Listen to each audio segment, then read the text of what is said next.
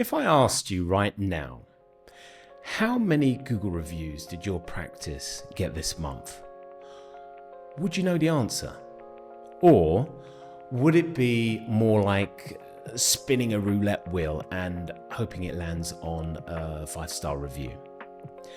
My name's Brian Doe, and welcome to another Dentabot video where I talk about the challenges and strategies for using automation and AI to really grow a modern dental practice. Today, I'm going to be talking about Google reviews.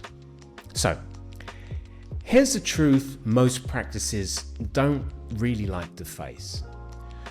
Without a carefully thought through Google reviews playbook, you're really gambling with your online reputation.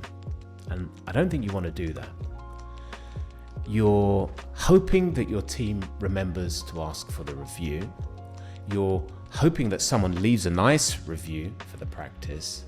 And you're also hoping that that nightmare, grumpy patient who inevitably does come along once in a while doesn't start waxing lyrical about their bad experience that they've had in your dental chair. And this is in spite of the hundreds of positive experiences other patients have had for the past week, month, year. But look, hope is not enough. Today, your reviews aren't just a digital pat on the back. They're almost like digital currency, almost like gold. Now, there's a $1 million question you have to ask before you request a review. It's simple, but it will make the difference between growing your reputation linearly over time, gradually, steadily, step by step, with every patient visit, and accidentally nuking it. And it's with this one simple mistake that many people make. I'm gonna share that question with you in just a minute, so stay with me. Also, if you've ever wished your team knew exactly how to ask for reviews without sounding weird, without sounding awkward or salesy or even needy, I've got you. There's a free download linked to below in the description with 10 short, proven scripts that you can copy for yourself, make some tweaks for your own practice, and start using it right away. It's the first link in the description below. First of all, let's talk about what happens when you don't have a system in place. For most teams, asking for reviews, it just feels a bit awkward, a bit uncomfortable, as I said. And honestly, look, I get it. Staff, they just don't want to seem pushy. And even when someone does ask, the patient can often say, yeah, sure, I'll leave a review for you. And guess what? They never do. Sound familiar? Now, let me show you how this can really spiral out of control to the detriment of your practice. It's almost ironic. Happy patients leave your practice quietly without writing a review because your staff hasn't asked for it. But guess what? The unhappy ones, they know exactly how to use Google. And it's kind of funny how that one bad review sticks out like a missing front tooth. And just your luck, the algorithm always seems to push this bad story to the top, and it stays there for ages. So it becomes the first thing every new patient checking you out sees when they visit Google Maps. Not good. Also, you're asking your front desk team to remember to ask for reviews, and this is while they're handling lots of other things, calls, processing payments, processing cancellations, umpteen other things all at once. In a previous video, we talked about how smart automation can really help cut staff stress significantly. This is one of those moments, so pay attention there. When reviews aren't automated, they just get forgotten. And when they're forgotten, your growth really slows quite dramatically. And look, if your competitor has 423 reviews from the practice just down the road, and you've got 23 reviews, and then there's 10 or even 20 other practices in your local area with hundreds of 4.5 or 5-star ratings, you're really going to struggle to show up. In this context, it's a numbers thing. Google, unfortunately, doesn't really care about how nice your waiting room is, or how polite your hygienist is, or how thorough she is. If you're invisible online, you're losing patients before they even meet you.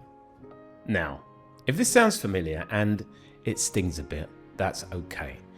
It means it's a sign that you care about your reputation. And who doesn't? But how do you fix this? Let's switch gears. Here are 3 smart ways to stop playing reviews roulette and start really taking control of your reputation. Now, number 1 mistake that I was talking about earlier. Many practices make this one, so listen up. The mistake is you're asking every patient for a review without first checking if they're happy. So here it is, the $1 million question. How was your treatment today? That's it. How was your treatment today? Ask it with a smile and then listen closely. If the patient's glowing, follow up right there and then with the following. That's awesome. Really good to hear. We'd love it if you could share your feedback on a quick Google review, if that's okay with you. It really helps other people in a similar situation as you find us. That's it. Really gentle, but direct. This is a thing. When you ask the "how was your treatment" question and they're in any way hesitant for whatever reason, that's your signal to pause. Don't ask for a review. It's not the right time. Why? Well, they're upset for whatever reason. They're not in a good mood, and by asking them for a review, you're handing them a revenge grenade. Do not do this. So be really selective, be smart in your approach, and have a few go-to scripts ready depending on the situation. To make this all much easier, I've put together a free swipe file with 10 short, high-converting scripts for you and your team, and you can use them right away. Just click on the first link in the description below. Next point, something to remember. Preparation with a sprinkling of gamification can work wonders for you. If the ask feels awkward, your team aren't going to do it. But if it feels natural, it becomes almost a habit. Try this. Do a quick role play in your morning huddle every day. Keep the cheat sheet by the front desk as well. Maybe even set a weekly or monthly target to see who can get the most reviews amongst the admin team. Make it fun. Perhaps introduce a small prize awarded on a quarterly basis, for example, for the best performer. And it doesn't have to be something that breaks the bank either. A manicure, a massage, voucher to a local restaurant, something like that. Something small but meaningful. Sometimes even bragging rights amongst the team are enough to get your staff motivated and involved. You'll know your team best. You'll know what lights their fire and gets them excited.